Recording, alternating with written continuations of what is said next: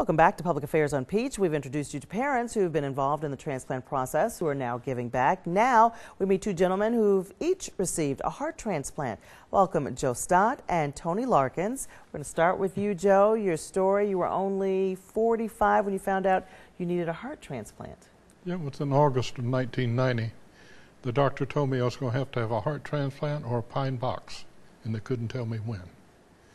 It was 1996 in April before I got on the list, and in November the 11th, they offered me a heart at 6 o'clock, came back into my room at 9 and said the heart had hepatitis C and we couldn't have it, had to send everyone home. My brother went next door and got a Chick-fil-A sandwich, waffle fries, cup of ice cream. You know that's on a heart-healthy diet. What's it going to do, kill me?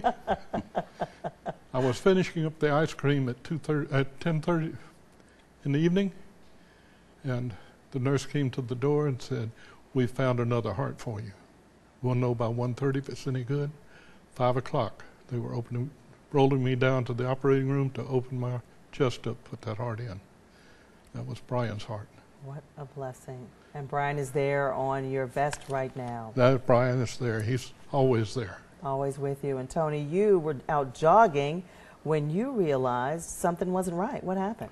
Right, I felt a sharp pain in my chest, and went to the doctor the next day, and was diagnosed with congestive heart failure. Continued to go to the doctor. 3 months later, I was in the emergency room near death. If it had not been for the LVAD, which is a assist device to keep your heart going, I probably would have been dead. But it kept me alive long enough to receive a heart. I remember getting a call for my transplant.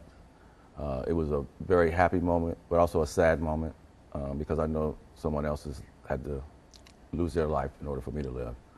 So I try to do as much as I can to give back, to turn it full circle, to show people appreciation. Well, we appreciate both of you. Joe, you actually met Brian. Yes, we corresponded for about 2 years, and 2 years and 1 month after transplant in LifeLink headquarters, I had an opportunity to sit down and say thank you in person.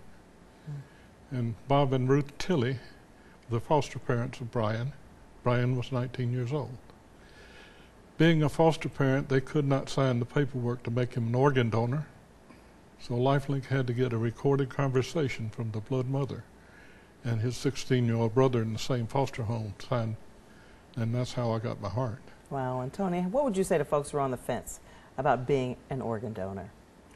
Well, one, we can't take our organs with us. You know, the life that you could save could be helping a family to carry their legacy on as a family. So I would suggest everyone to be donors.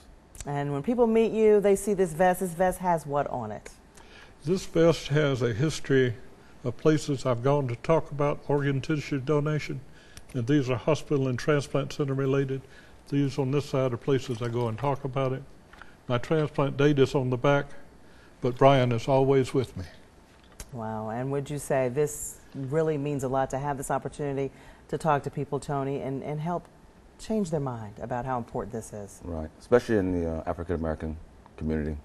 There are a lot of myths out there.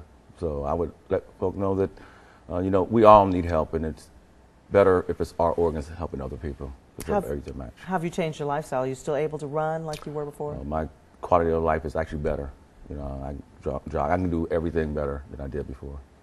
And where do you go to talk lately to some people about heart donation or organ donation? Well, I've been to symposiums and talked to nurses and doctors. I've been to